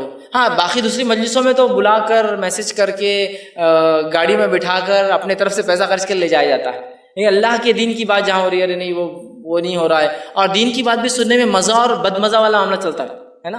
جمعے کا خطبہ سننے میں بہت مزہ آ گیا، آج بہت مزہ آ گیا، یہ کیسا مزہ آتا ہے میرے کو سمجھ میں نہیں آتا، دین کی بات سیکھنا ہے مزہ، اور بہت مزہ آ گیا آج، ارے وہ وہاں مزہ نہیں آتا، وہ مقرر ہے کہ بہت مزہ آتا، ارے انہوں نے مزہ نہیں آتا۔ دین کی بات سیکھنا، اس مجلس کے فضائل تو سنیے، یہ نہیں کہا کہ وہاں بہت اچھا مقرر ہے، بہت مزے والی باتیں کر رہا ہے، تم کو ساری مجلس کا تذکرہ جو اللہ کا ذکر ہو رہا ہے، چھوٹی ہو سکتی ہے بڑی ہو سکتی ہے، تو اللہ پوچھتا ہے، فرشتے ڈھونڈتے رہتے ایسی مجلسوں کو، جب پا لیتے دوسروں کو بلاتے جمع ہو جاتے آسمان تک، اللہ کو حالانکہ سب پتہ ہے، پھر بھی اللہ پوچھتا ہے کیا کہاں پایا، کیا کر رہے تھے، کیا مانگ رہے، تو کہا اللہ جنت کا سوال کرتے ہیں، کس چیز سے بچنا چاہتے تھے، اللہ تجھ سے جہنم سے جو بچنا چاہتے ہیں، اللہ کہتا ہے فرشتوں گواہ رہنا میں نے معاف کر دیا۔ فرشتے کہتے ہیں اس مجلس میں ایسا انسان تھا جو یوں ہی آ کر بیٹھا تھا، اللہ نے کہا، اللہ سبحانہ تعالیٰ فرماتا ہے یہ مجلس ایسی نہیں ہے جس میں بیٹھنے والا جو ہے بد نصیب ہو، مطلب وہ بھی اس کا فائدہ اٹھا لیتا ہے۔ اندازہ لگائیے اللہ کے ذکر کا کتنا بڑا فائدہ ہے، ہم کوشش کریں ایسی مجلسوں میں جائیں اور اس کا اہتمام کریں کہ اللہ کا ذکر ہو، ورنہ ہمارے پاس جو مجلسیں ہوتی ہے دنیاوی بات، فالتو باتیں، اور پتہ نہیں کیا کیا مجلس سجتی ہے، مجھے بہرحال بتانے کی ضرورت نہیں، کوئی حرام کاریوں کی مجلسیں سجا رہا ہے، کوئی برائیوں کی مجلسیں سجا رہا ہے، لوگوں کو دعوت دی جاتی ہے، اور جب دینی مجلسوں کا بات آتا ہے لوگوں کے آنکھ پہ کاٹے کھڑے ہو جاتے ہیں، اس لیے کہ وہاں بہت مشکل ہوتی ہے، وہاں مشکل ہوتی ہے، بہرحال اس کو سمجھ نہیں۔ اسی طرح 17واں وہ بات، وہ گناہ، وہ عمل جس سے کرنے سے گناہ معاف ہوتے ہیں، وہ یہ ہے کہ گناہ کی بات فوراً اللہ کی طرف رجوع ہونا، گناہ ہوا اللہ کی طرف رجوع ہو جائیے کہ اللہ مجھ سے یہ گناہ ہوا، اور توبہ کرنا فوراً یہ گناہوں کو معاف کر دیتا ہے۔ ابو ہریرہ رضی اللہ عنہ حدیث کے راوی، بخاری کی حدیث ہے، آپ صلی اللہ علیہ وسلم فرمایا کہا، حدیث کچھ اس طرح سے کہ نبی اکرم صلی اللہ علیہ وسلم سے جو ہے آپ نے فرمایا کہا، ایک بندہ ہے جو گناہ کرتا ہے اور گناہ کرنے کے بعد عرض کرتا ہے اللہ مجھ سے گناہ مجھے معاف کر دے، اللہ تعالیٰ کہتا ہے فرشتوں سے، فرشتوں میرا ایک بندہ ہے جسے معلوم اس کا ایک رب ہے، اور وہ اس کو معاف بھی کر سکتا ہے اور اس کو سزا بھی دے سکتا ہے جو ہے، اور جو ہے میں نے اس کو جو ہے معاف کر دیا۔ پھر وہ بندہ دوسرا جو ہے ایک اور بار پھر خطا کرتا ہے، پھر وہ کہتا ہے اللہ مجھے معاف کر، اللہ کہتا ہے فرشتوں میرا ایک بندہ ہے جسے پتہ ہے اس کا ایک رب ہے جو معاف بھی کرتا ہے اور گرفت بھی کر سکتا ہے، اور میں نے اس کو جو ہے معاف کر دیا۔ پھر وہ خطا کرتا ہے، پھر کہتا ہے اللہ مجھ سے گناہ ہوا، اللہ کہتا ہے فرشتوں میرا ایک بندہ ہے جو جانتا ہے اس کا ایک رب ہے جو معاف بھی کرتا ہے لیکن پکڑ بھی کرتا ہے، اگر وہ جانتا ہے کہ دونوں ہو سکتا ہے، تم گواہ رہنا اس نے مجھ سے 3 بار معافی مانگی اور میں نے اس کو جو بخش دیا اور اس کو معاف کر دیا۔ گناہ ہوتے ہی فوراً معافی مانگنا، لیکن میں نے شروعات میں بات واضح کر دی تھی، اس کا ہرگز معنی یہ نہیں کہ آپ گناہ کریں اس لیے کہ اب بتایا جا رہا ہے اتنے جلدی معاف ہو جاتے ہیں، جیسے بہت سارے لوگ ہوتے ہیں لوگوں کو خوب تکلیفیں پہنچاتے ہیں، خوب اذیتیں دیتے ہیں، اور اس کے بعد کہاں چلے گئے وہ صاحب؟ حج کو چلے گئے، وہ حج کو چلے گئے۔ ایک صاحب مجھے بتانے لگے کہ میں ایک صاحب کے پاس گیا، وہ ایک سنستھا سوسائٹی چلاتے تھے، میں نے ان کو پیسہ دیا جاب کے لیے، وہ مجھے 5-6 سال ٹھگا دیا، کوئی جاب واب نہیں ملی۔ اس کے بعد میں ایک بار گیا اور کہا اب تو پیسے دے دو، اللہ تم کو معاف نہیں کرے گا۔ تو بولے میری معافی پہلے ہی ہو گئی۔ تو صاحب نے کہا ایسے کیسے؟ میں نے حج کر کے آ گیا نا۔ بولے تو جتوں کا پہلے لیا تھا حج کر کے آ گیا تو پورا کلیئر کر دیا، بولے پرانا اب میرے پہ نہیں رہا۔ تو اندازہ لگے گویا حج کو ہم نے ایک طریقہ بنایا گناہ کرنے کا، گناہ ہو جائے تو نیکیاں کرنے سے مٹ جاتے ہیں، لیکن اس کا ہرگز مطلب نہیں گناہ کرو اس لیے کہ نیکیاں پھر کرو تاکہ مٹا دو، ہے نا۔ میں جا کے آ گیا حج کو، مفتی صاحب نے بول دیا کہ وہ پچھلا سب ختم ہو گیا، بندوں کا بھی ختم ہو گیا اور اللہ کا بھی ختم ہو گیا سب، اندازہ لگائی۔ تو بہرحال تو اس حدیث کے اندر دیکھیے وہ بندے سے خطا ہوئی، اس نے معافی مانگی، پھر خطا ہوئی، پھر معافی مانگی، پھر خطا ہوئی، پھر معافی مانگی، تو اللہ رب العزت جو ہے اس کی مغفرت کر دی۔ اور اس کے آپ نے حدیث فرما، حدیث کے الفاظ دیکھیے اس طرح سے، ایک مالک ہے جو گناہ بخشتا ہے اور جو ہے گناہ پر سزا بھی دیتا ہے، میں نے اپنے بندے کو 3 بار بخش دیا ہے، اب وہ جو ہے جیسے چاہے اعمال کرے، تو میں نے اس کی جو ہے مغفرت کر چکا ہوں، میں نے اس کی مغفرت کر دی ہے، معاف کر دیا اس کو۔ اس سے پتہ چلا جیسے ہی ہم سے گناہ فوراً کیا کرنا چاہیے؟ اللہ سے گناہ کی معافی مانگنا چاہیے۔ یہ نہیں کہ گناہ ہو تو انتظار کرے، ہے نا، گناہ کرتے ہی معافی مانگ لے انسان، لیکن ہم جب گناہ کرتے ہیں تو جان کے کرتے گناہ ہے اور اس لیے معافی نہیں مانگتے کہ اگلی بار کرنا ہے، ابھی ختم تھوڑی ہوا، نہیں ابھی تو شروعات ہی، ابھی 1-2-4 سال ایسے ہی چلیں گا، اس کے بعد دیکھا جائے گا۔ تو گویا نیت بھی نہیں وہ معافی مانگنے کی، گناہ ہوا کہ وہ شخص معافی مانگ رہا ہے، اللہ بس خطا ہوگی مجھ سے، احساس ہے اس کو کہ میں غلط کام کر رہا ہوں، یا احساس ہے لیکن توبہ نہیں، کیوں؟ ابھی کنٹینیو کرنا ہے نا اس چیز کو۔ اور توبہ کی شرائط میں سے ایک شرط یہ بھی کہ اس کو عمل کو آئندہ نہ دہرائے، یہ نہیں کہ بس توبہ کر لی اور پھر وہ عمل جاری ہے، پھر وہ عمل جاری ہے۔ وہ شخص ایک غلطی کر رہا ہے، توبہ کر رہا ہے، دوسری غلطی ہو رہی توبہ کر رہا ہے، تیسری غلطی ہو رہی توبہ کر رہا ہے رب سے فوراً۔ یہ طریقہ یاد رکھیں، تو ہمیں بھی چاہیے غلطی ہو فوراً توبہ کرنا۔ 18واں وہ عمل جو ملتا ہے جس سے کرنے سے انسان کی گناہ معاف ہوتے، وہ یہ ہے لوگوں سے جو ہے تکلیف کو دور کرنا، لوگوں سے تکلیف کو دور کرنا۔ صحیح مسلم کی روایت ہے، آپ صلی اللہ علیہ وسلم فرمایا، کہا ابو ہریرہ رضی اللہ عنہ حدیث کے راوی، حدیث کے الفاظ اس طرح سے آپ نے فرمایا، جو ایک شخص جو ہے راستے میں جا رہا تھا، اس نے راہ میں کانٹوں والی ایک شاخ دیکھی، کانٹوں والی ایک شاخ، جھاڑ کی جو ہوتی ہے کانٹوں والی ایک شاخ دیکھی، تو اسے راستے سے ہٹا دیا۔ اللہ تعالیٰ نے اس نیکی کی جو ہے اس کی قدردانی کے بدلے اس کو بخش دیا، اس کی مغفرت کر دی۔ کس کے بدلے میں؟ راستے سے ایک کانٹے دار شاخ ہٹانے کی وجہ سے ایک انسان کی اللہ نے کیا کی؟ مغفرت کر دی، صرف کانٹے دار شاخ۔ صحیح مسلم کی ایک دوسری روایت ہے، اس کے الفاظ اس طرح سے ہے کہ ابو ہریرہ رضی اللہ عنہ فرمایا کہ اللہ کے رسول صلی اللہ علیہ وسلم نے فرمایا، کہا جنت میں ایک شخص کو میں نے دیکھا جو ہے گھوم اور پھر رہا تھا، گھومتے پھرتے دیکھا۔ جب پوچھا گیا کہ جنت میں کیسے اور کیسے گھوم پھر رہا ہے، تو بتایا گیا کہ اس نے ایک درخت تھا، جھاڑ تھا جو راستے میں تکلیف دے رہا تھا، اس شخص نے اس جھاڑ کو کاٹ دیا جو لوگوں کو تکلیف دے رہا تھا، اللہ نے اس کے بدلے جو ہے اس کی مغفرت کر دی اور اس پر رحم کر دیا اور اس کو معاف کر دیا۔ راستے سے ایک جھاڑ کو جو تکلیف دے رہا تھا ہٹا دیا۔ اس سے پتہ چلتا ہے کہ تکلیف کو راستے سے ہٹانا، لوگوں کو تکلیف دینے والی چیزوں کو ہٹانے سے کیا ہوتی ہے؟ اللہ ہمارے گناہوں کو معاف کرتا ہے، ہماری مغفرت کرتا ہے۔ اب اللہ ہم پر رحم کرے، ہم راستے میں تکلیف دہ چیز جاننے کو اپنا مقصد حیات سمجھنے لگ گئے ہیں نا۔ اچھا خاصا روڈ ایک جھاڑ لگا دو، بولے جھاڑ لگائیں گے تو پھر دکان کا ٹپ آگے کر دیں گے، پھر کمرے کو آگے بڑھا لیں گے، پھر سب آگے بڑھ جاتا، پھر اگلے 2-4-10-12 سال کا ایک اور جھاڑ آگے لگا دو، پھر اس کو کیج بنا دو، پھر اس تک ایک دیوار، پھر گھر تھا 10 فٹ پیچھے اور ابھی 12 فٹ روڈ پہ آ گیا، دھیرے دھیرے جھاڑ لگاتے جاؤ، گھر آگے بڑھاتے جاؤ۔ اس شخص نے ایک جھاڑ جو راستے میں تکلیف دے رہا تھا کاٹ دیا۔ عام اعتبار سے جھاڑ نہیں کاٹنا چاہیے، یاد رکھے، بلا وجہ، لیکن ضرورت تھی۔ ایک شخص نے کانٹے دار جو ہے چھڑی جو راستے میں پڑی تھی ہٹا دی، جو لوگوں کو چبھ رہی تھی۔ آج ہم لوگوں کے راستے بند کرنے کانٹے لگا دیتے ہیں، لبھو ذرا لوگ جا رہے ہیں، یہاں سے راستہ ذرا بند کرنا پڑے گا۔ یہ الگ بات ہے کسی کی زمین جائیداد ہو اور لوگ اس میں گھس رہے ہوں تو آپ روک سکتے ہیں، لیکن لوگ رکا رہے نہیں، یہ راستے کو اپن ختم کر دیں گے، تھوڑی دیر بعد اپنے گھر کو اپن ادھر سے بند کر کے پورا لے لیں گے ایریا، لگا دو کانٹے۔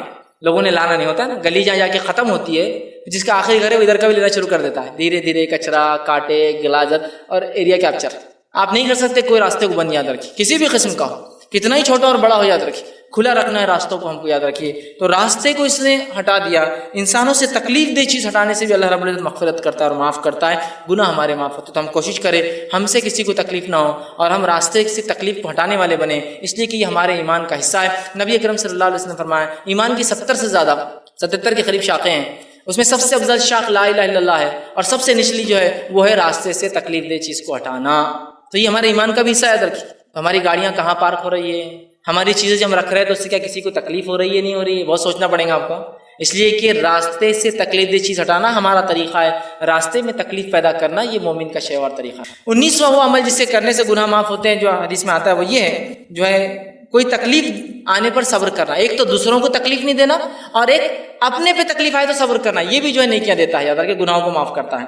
نبی اکرم صلی اللہ علیہ وسلم نے فرمایا، صحیح مسلم کی روایت ہے، عبداللہ بن مسعود رضی اللہ عنہ اس کے راوی اور کہتے ہیں کہ ایک دن رسول اللہ صلی اللہ علیہ وسلم کے جو ہے پاس میں گیا، آپ جو ہے بخار میں مبتلا تھے، میں نے آپ کے جسم مبارک پہ ہاتھ رکھے تو آپ کو بہت شدید بخار تھا۔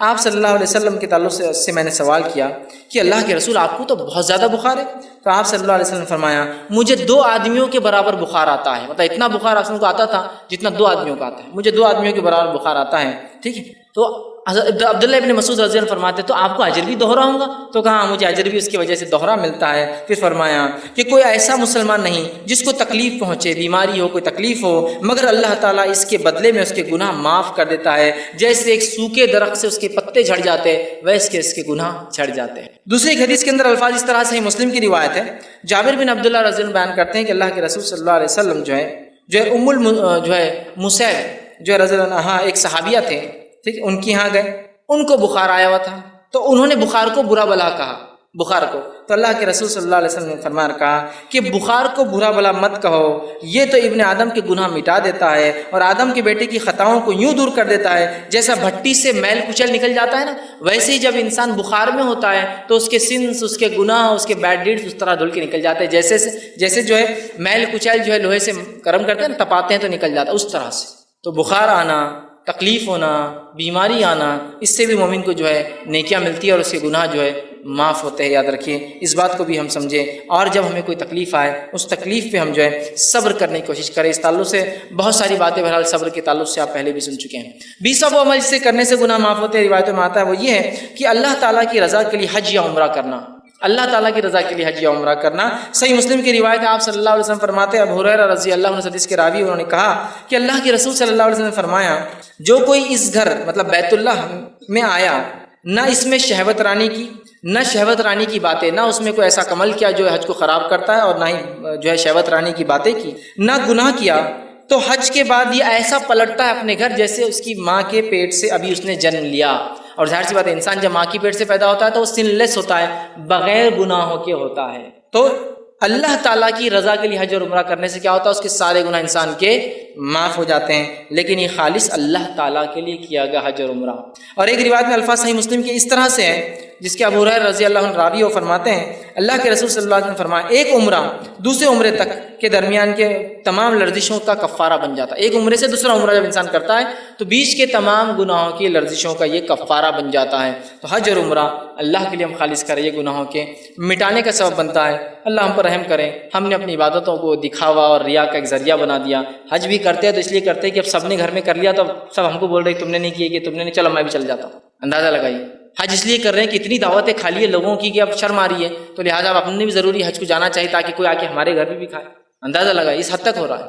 تو حج کو ہم دکھاوے کے لیے نہیں، خالص اللہ کے لیے کریں، سارے پچھلے گناہ معاف۔ دیکھیے پہلے نماز کے تذکرہ آیا، اب حج کا آ رہا ہے۔ فرائض سب سے اہم چیز ہے، یاد رکھیے اس کو ادا کرنا، یہ سب سے بڑی چیز ہے، اور یہ گناہوں کے معاف کرنے سب سے بہترین ذریعہ، اللہ سے نزدیکی کے سب سے بہترین ذریعہ۔ فرائض کے بعد نفل کرنے سے اللہ اور خوش ہوتا ہے، لیکن خالی نفل کچھ کام کے نہیں جب تک فرائض نہ ہو۔ بہت سے لوگ ہوتے ہیں فرائض چھوڑ دیتے اور نفل میں لگے ہیں، فرائض کے بعد نفل اللہ قبول کرتا ہے، یاد رکھیے۔ اسی طرح 21واں عمل جسے کرنے سے گناہ معاف ہوتے ہیں، وہی یوم عرفہ اور عاشورے کے دن کا روزہ رکھنا۔ یوم عرفہ اور عاشورے کے دن کا روزہ رکھنا، 9 ذی الحجہ کا اور 10 محرم کا روزہ رکھنا، یہ بھی گناہوں کو معاف کرتا ہے۔ صحیح مسلم کی روایت ہے، آپ صلی اللہ علیہ وسلم نے فرمایا اور کہا، عرفے کے دن کا روزے کے بارے میں پوچھا گیا تھا، آپ نے فرمایا اور کہا کہ یہ جو ہے 1 سال گزرے ہوئے اور 1 سال آنے والے گناہ کا مطلب 2 سال کے گناہ کا کفارہ ہے۔ اور پھر فرمایا کہ جو 10 محرم کا جو عاشورے کا روزہ ہے وہ 1 سال کے گزرے ہوئے گناہ کا کفارہ ہے۔ مطلب عرفے کا 1 روزہ 2 سال کے گناہوں کا کفارہ، اور عاشورہ کے 2 روزے ہوتے ہیں، ایک 9 کا یا 10 کا آپ رکھ سکتے ہیں، وہ 1 سال کے گناہوں کا کفارہ ہے۔ تو کتنا اہم عمل ہے، لیکن اس کو بھی ہم بآسانی چھوڑ دیتے ہیں، آئیں گا عاشورہ دیکھا جائیں گا، سنت تو ہے نا، اتنا کوئی ضروری عمل نہیں، اس لیے کہ فرض تو باقی ہم پورے کر رہے ہیں۔ بہت اہم عمل اس لیے کہ پچھلے 1 سال اور اگلے 1 سال کے گناہ معاف 1 روزے سے، اور 2 روزے سے 1 سال کے گناہ معاف۔ اس سے بڑا کیا ہو سکتا ہے کہ ایک دن 10-12 گھنٹے 15 گھنٹے بھوکا رہنا اور اللہ سے 1 سال کی مغفرت کروا لینا ہے۔ یہ بڑی اہم بات ہے، یاد رکھیے، بہت سمجھنے کی ضرورت ہے، اور کوئی بھی عمل کو معمولی نہ سمجھے، ہم دین کے کرنے کی کوشش کریں۔ اسی طرح 22واں عمل جو ہم کرنے سے ہمارے گناہ معاف ہو سکتے ہیں، وہ رمضان سے متعلق ہے، وہ یہ ہے کہ رمضان کے روزے رکھنا، جو شخص رمضان کے روزے اس نیت سے رکھے کہ اللہ اس کا مجھے اجر دے گا۔ بخاری کی روایت ہے، ابو ہریرہ رضی اللہ عنہ حدیث کے راوی فرماتے ہیں جس شخص نے ایمان کے ساتھ ثواب کی طلب کی نیت سے رمضان کے روزے رکھے تو اللہ تعالیٰ اس کے پچھلے گناہوں کو معاف کر دے۔ تو دیکھیے رمضان کے روزے، پھر روزے کی بات آ گئی، پہلے نماز کی بات آئی، پھر حج کی بات آئی، اب روزے کی بات آ رہی ہے۔ روزے رکھنے سے اللہ ہمارے پچھلے گناہ رمضان کے رکھنے سے معاف کر دیتا ہے۔ کوشش کرے کہ بلا وجہ روزے نہ چھوڑے۔ خاص طور سے دیکھا ہے تو عورتیں بہت روزے چھوڑتی ہیں، مرد بھی چھوڑتے ہیں بہانے اور بڑے ان کی عادتیں اور لت اور فلاں فلاں، لیکن عورتیں بہت وہ کرتی ہیں اس لیے کہ والدین بولتے نہیں بچی ہے، ایک بچی کمزور رہتی بچیاں، اس لیے ہم روزہ نہیں رکھا ہے اور وہ کمزوری اور نہیں رکھانے میں شادی ہو گئی، پھر اس کے بچے ہو گئے، فلاں ہو گئے، بیچاری کو عادت ہی نہیں لگی روزے کی۔ کبھی روزہ رکھے تو چکر آ رہے، روزہ رکھے تو گر جاتی، روزہ رکھے تو ہیموگلوبن کم ہو جا رہا، روزہ رکھے تو فلاں ہو جا رہا، روزہ رکھے تو یہ ہو جا رہا، عادت نہیں ہے نا۔ 10 سال ہو جاتے انسان بالغ ہوتا ہے روزہ رکھنا ہے تو آپ پہلے سے ٹریننگ دیجیے نا۔ عمر بن خطاب رضی اللہ عنہ کو دیکھا گیا، چھوٹے چھوٹے ان کے بچے تھے، آپ نے روزہ رکھوایا۔ کسی نے کہا امیر المومنین آپ کے بچے چھوٹے، روزہ کیوں رکھوایا؟ کہا عادت ڈالنے کے لیے۔ ظاہر سی بات 10 سال میں نماز فرض ہے تو روزہ بھی ہے، تو اچانک اب 10ویں سال کا بچہ پورے 30 روزے رکھیں گا، ٹریننگ دینا پڑیں گی نا۔ 5-6 سال کا تو 2-4 رکھا، 7 سال کا تو 10 رکھا، 8 سال کا ہوا تو 10-15 رکھا، 9 سال کا ہوا تو 20 رکھا، 10 سال میں آیا تو ظاہر سے اب 30 رکھنے کی طاقت آ گئی، اس لیے کہ ٹرینڈ ہو چکا ہے اتنے مہینوں میں۔ بہرحال یہ کرنے کی ضرورت ہے رمضان کے روزے رکھنا۔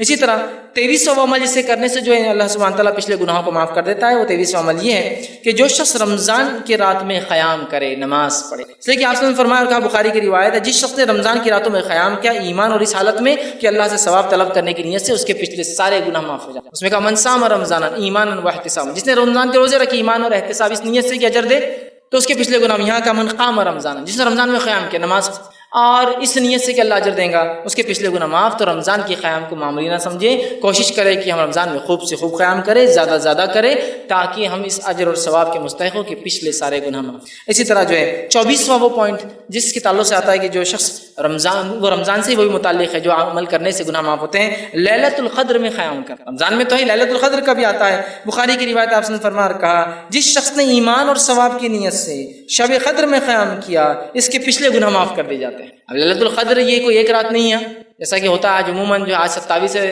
اور ہمارے پاس یہ رائج ہے ہندوستان میں کہ 27 کو لیلۃ القدر سمجھتے نہیں۔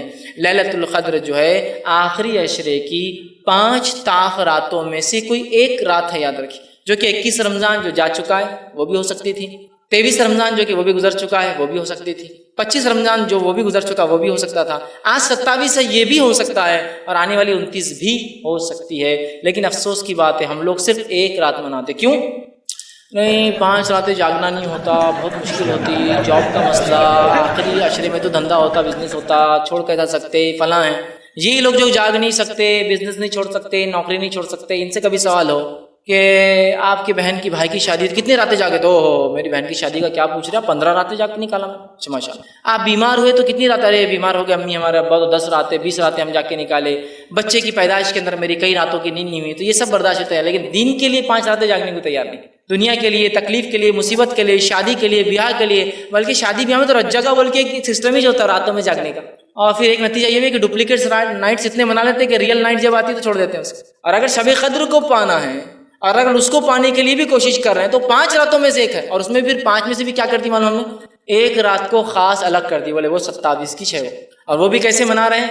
اس کے منانے کا بھی ڈھنگ بہرحال ایک سے ایک انداز لوگوں نے اپنائے ہوئے ہیں، اس لیے کہ بہت سے لوگوں کے تو شاید اب تک بھی نمبر نہیں لگے ہوں گے توا اسپاٹ پر، اب نمبر آئے گا ان کا۔ عشاء کے بعد سے لائن میں کھڑے ہوں گے، کباب کی دکان پر، چکن کی دکان پر، توا اسپاٹ پر، ڈھابے پہ نمبر لگے ہوئے ہوں گے ابھی کہ ابھی مجھے کھانا، تو کیا پھر منانا ہے تو یہ طریقہ ہے اس کا، یہ کرنا ہے اس کے اندر۔ بہرحال یہ سمجھنے کی ضرورت ہے، اس لیے کہ لیلۃ القدر کی عبادت بہت ثواب دیتی ہے، بہت بڑی چیز۔ اور رات کب سے شروع ہوتی ہے لیلۃ القدر؟ یاد ہے کہ رات مغرب سے شروع ہوتی ہے، عشاء کے بعد سے نہیں، مغرب ہو گئی ذکر و اذکار، تلاوت قرآن، اور آپ لگ جائیے، پھر عشاء پڑھی آپ نے، عشاء کے بعد آپ نے تراویح پڑھی، اس کے بعد آپ ہو سکتا ہے رات میں اور نماز نفل پڑھے، قرآن کا اہتمام کرے، یہ سب ذکر و اذکار کرے، کچھ دعائیں خاص جس رات میں کرنا چاہیے سب کرنا ہے۔ لیکن ہم لوگ جو ہے بہت کوتا نظر آتے ہیں، اور اس میں بھی 27 ایک، اور اس کو منانے کا طریقہ بڑا عجیب ہم نے اختیار کیا ہے۔ تو یہ 5 راتوں میں سے کوئی ایک یاد ہے۔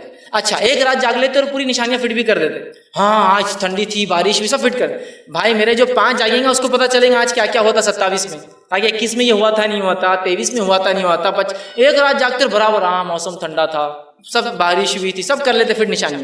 میں 5 جاگو تو ڈفرنس کر کے بتا پاؤں گی کہ کون سی ہو سکتی ہے، ایک کیسی ہو سکتی ہے۔ بہرحال اس کو سمجھنے کی ضرورت ہے۔ 25 اور آخری عمل جو انسان کرنے سے جو ہے اس کے گناہ معاف ہوتے ہیں، روایت میں آتا ہے وہ یہ ہے، صحیح مسلم کی روایت ہے، جو شخص اللہ کی راہ میں ہجرت کرے اس کے پچھلے سارے گناہ معاف ہو جاتے ہیں۔ اللہ کی راہ میں ہجرت کرنا، ہجرت سمجھتے ہیں اللہ کے راہ میں ہجرت بولے تو یہ نہیں کہ میں یہ شہر سے وہ شہر جا کے بزنس کے لیے جائے۔ ہجرت مانا ایک بستی اور شہر میں جب آپ کو اسلام پر عمل نہ کرنے دیا جائے، اس بستی اور شہر کو آپ چھوڑ کے دوسرے ایریا میں جائے، جیسا اللہ کے رسول صلی اللہ علیہ وسلم صحابہ جو ہے مکے میں جب عمل نہ کرنے دیا تو کچھ لوگ حبش گئے اور اس کے بعد جو ہے مدینہ میں یہ ہجرت، دین پر عمل نہ کرنے۔ جو شخص اللہ کے لیے ہجرت کرے، چونکہ ہجرت بہت تکلیف دہ چیز ہوتی ہے، یاد رکھیے، اپنی زمین، اپنے ملک، اپنے شہر، اپنی بستی، اپنے آبائی مکان کو چھوڑنا کوئی مذاق نہیں ہوتا، بہت اجر ہے اس کے اوپر۔ تو وہ کیا، اور آخری پوائنٹ جو 26واں میں نے آپ سے کہا تھا، لیکن وہ ایک ایسا پوائنٹ ہے جو اس شخص کے لیے ہے جو مسلمان نہیں ہے، اس کے لیے ہے وہ شخص کہ اگر وہ بھی یہ کام کرتا ہے تو اس کے پچھلے گناہ معاف ہو جائیں گے۔ وہ صحیح مسلم کی ہی روایت ہے، آپ صلی اللہ علیہ وسلم کے پاس جو ایک صحابی آئے، انہوں نے اسلام قبول کیا، ایمان قبول کرنے کے بعد کہ اللہ کے رسول صلی اللہ علیہ وسلم اپنے حقیقی رب کو پہچانا اور اس پر ایمان لائے۔ کہ اللہ کے رسول صلی اللہ علیہ وسلم، میں کفر کی حالت میں تھا، 3 بیٹیوں کو دفنایا ہے میں نے ایک کے بعد ایک، کیا میرا یہ گناہ معاف ہوگا؟ اور ایک دوسرے روایت میں جب خالد بن ولید رضی اللہ عنہ ایمان لائے تو انہوں نے بھی جب ایمان لایا اللہ کے رسول صلی اللہ علیہ وسلم کے ہاتھ میں بیعت کیا تو کہ اللہ کے رسول، کہ اللہ میرے پچھلے گناہ معاف کریں گا جو میں نے اسلام کے خلاف جنگیں لڑی اور صحابہ کو مارا تھا، آپ نے شہید کیا تھا، کیا اللہ معاف کریں گے؟ تو اللہ کے رسول صلی اللہ علیہ وسلم نے اس شخص کو، خالد بن ولید کو فرمایا تھا کہ اسلام لانے سے پچھلے سارے گناہ معاف ہو جاتے۔ اس میں حقوق اللہ بھی ظاہر کیا تو ایمان والا نہیں تھا، اور حقوق العباد بھی معاف ہے، چونکہ اس نے 3 بیٹیوں کو دفنائے تھے صحابہ۔ خالد بن ولید نے صحابہ کو شہید کیا، لیکن اس کے بعد بھی معافی ہے۔ تو گویا یہ غیر مسلم کے لیے ہوتا ہے کہ اگر وہ سچے دل سے ایمان لاتا ہے، اپنے رب پر خالص کر لیتا ہے اور اپنے پالن کرتا کو، اپنے بنانے والے کو، اپنے پیدا کرنے والے کو پہچان کر اس کے اوپر آستھا، اس کے اوپر ایمان لاتا ہے، اس کے اوپر فیتھ کرتا ہے، اس پر بلیف لا لیتا ہے، تو اس کے بھی پچھلے سارے گناہ معاف ہو جاتے ہیں، اللہ سب معاف کر دیتا ہے، اور ایک نئی زندگی اس کے اس دن سے چالو ہوتی ہے جس دن اس نے اسلام لے۔ تو بہرحال یہ 26واں لیکن ایک الگ پوائنٹ تھا جو ایک غیر مسلم کے لیے لاگو ہوتا ہے، وہ کیسے اپنی معافی کروائے، کیسے اپنے گناہوں کی زندگی سے نکل کر، اس دلدل سے نکل کر وہ آخرت میں سکسیس کو اٹینڈ کرے، آخرت میں وہ جہنم سے بچ کے جنت کا مستحق ہے۔ وہ یہ ہے کہ وہ خالص دل سے اپنے بنانے والے پر ایمان لائے